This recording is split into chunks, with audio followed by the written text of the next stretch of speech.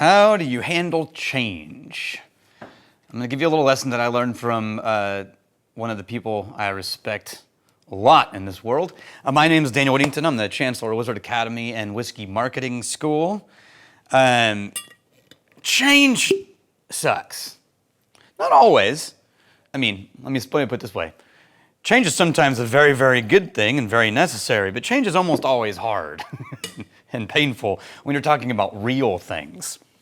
And when handled poorly, a moment of change can destroy a company or an ecosystem or a community or take down an entire relationship.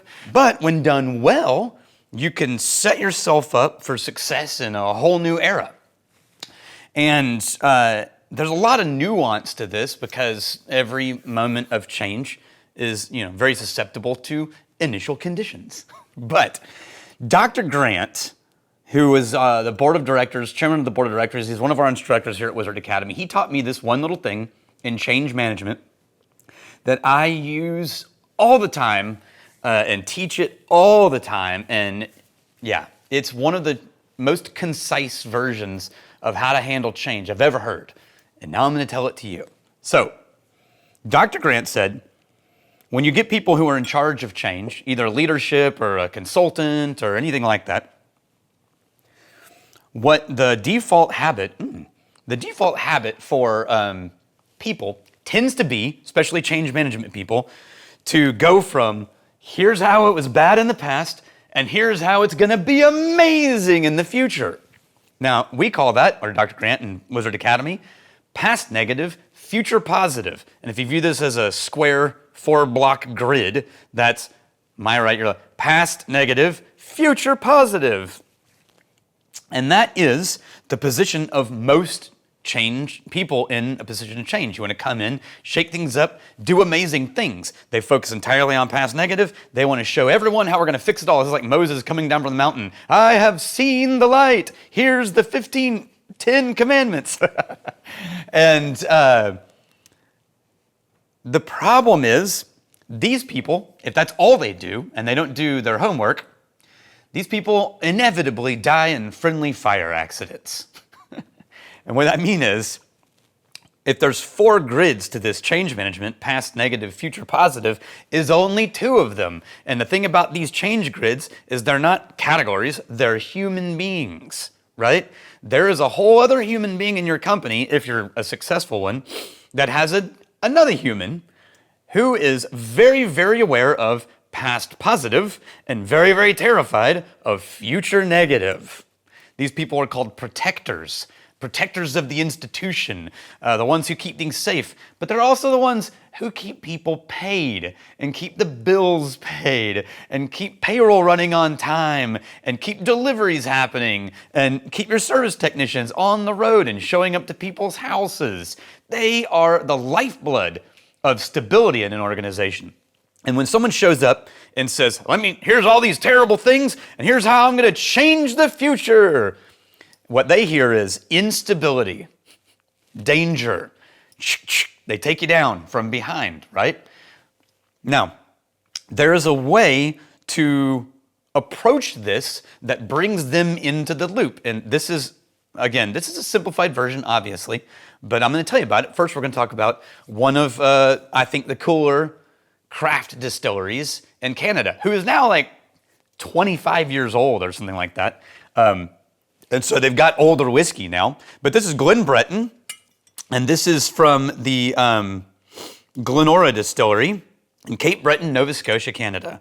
And sorry, I was trying to look at something, and I shouldn't be doing that while also trying to talk. Anyway, these guys were one of the first Canadian craft distilleries in modern era, and one of the first I ever got my hands on and discovered there's some really cool things happening out of Canada. And it's because we have a bunch of students here at Wizard Academy who are from Canada, and they regularly bring me interesting things. I can't remember who my first bottle was from. It might have been Scott Fraser, or it could have been Terry Goddett, but my first bottle of Breton or Glenora was a real eye-opener, this is really cool. So, single malt Scotch. This is their 10-year-old release. It's immediately apple and apple cider a little bit of grain. It's very sparkly and bright. And here's the weird thing.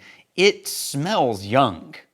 If I had to pick, and I didn't know this is Canada, I would think this is a really young fruity malt, which means great fermentations, great production process, just a little young. I've got to think, I'm going to try it and we'll see. I've got to think that that's because of the climate up there is not allowing for a shorter range of extraction. And so it really needs to sit and age for a long time up there before it calms down a little bit. But it is very honey sweet, a little bit bright, maybe a little bit thin. And then, yeah, red apple and maybe peaches.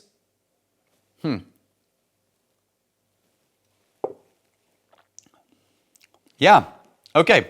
It's a little earthy, very malty, little bit musty, really fruity, very sweet palate, and it stops halfway through the palate. So it rolls in and it hits about mid-palate and it goes, comes to a screeching halt.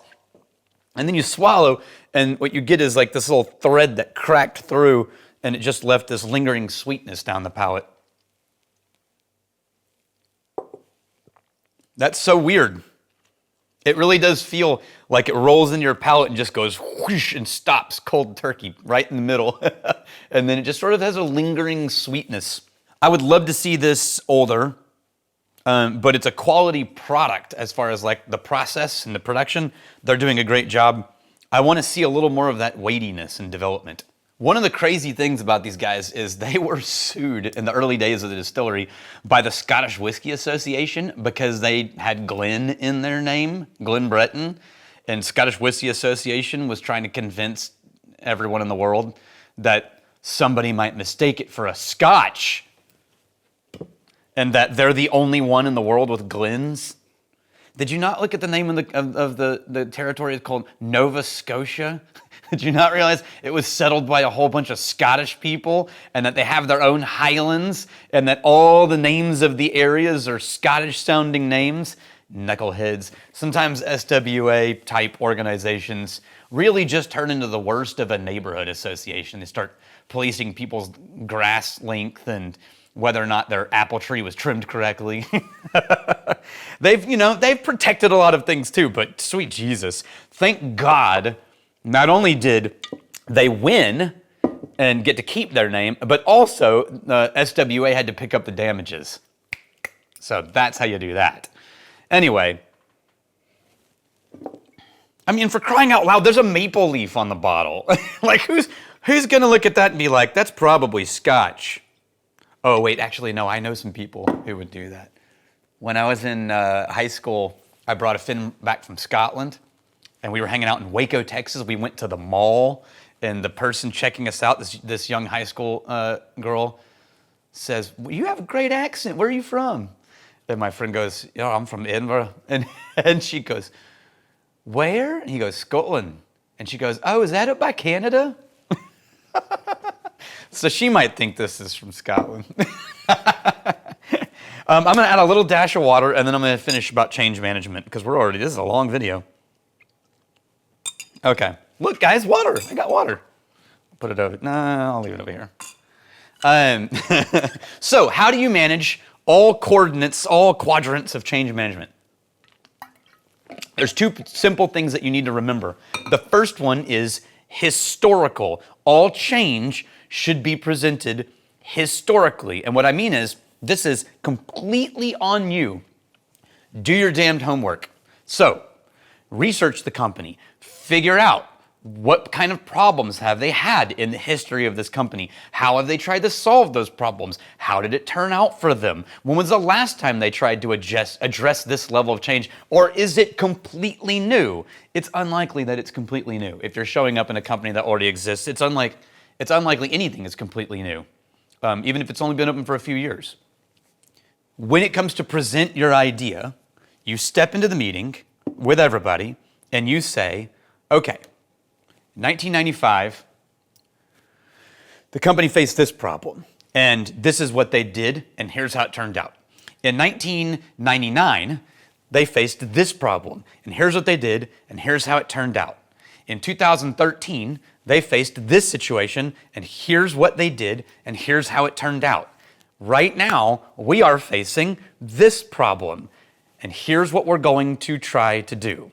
And what your goal is to present the change idea in historical context to honor the people who have kept everything functioning and going up until now, and to make them aware that you know what makes this company strong and what's keeping it alive, right? And then make your idea the next logical step in the evolution of change, right? Now, part 2, incremental.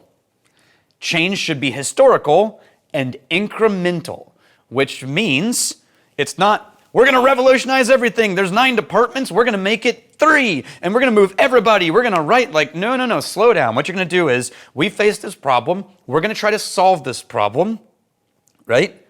And we're going to do it with these handful of incremental stages. And we're going to, and this is the important word, we're going to do an experiment. This is the word you use. We're going to do an experiment. Now, by its nature, an experiment is measurable and temporary, right? So you immediately remove from everyone's brain, this is the new highway. You get on it or you get off it, right? It's like, no, we're going to try to solve this problem with an experiment.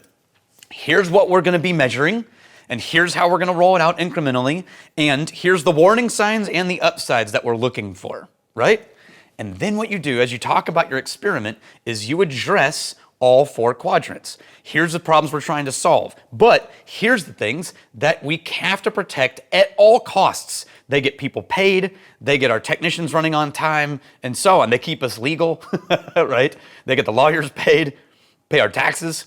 And then future, here's where we're hoping to arrive, but if it goes wrong, here's how it could possibly go wrong. And the potential warning signs of that are this, this, and this. So if we hit any of those warnings, we know, hey, something's wrong and we need to make some changes. And that's why it's an experiment, because at the end of it, we will all have learned something. And I am telling you right now, I've used this in the past 12 years or 11 years since I learned it. 20, 30 times. It has never failed to help usher change in whatever group that I'm in. Never failed. So good luck to you.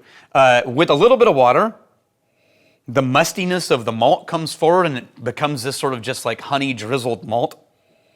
The fruit sort of subsides slightly. And it gets kind of like a clingy, musty fruit bomb. It's very simple. I would love to see more, as always, from good producers. Would love to see more.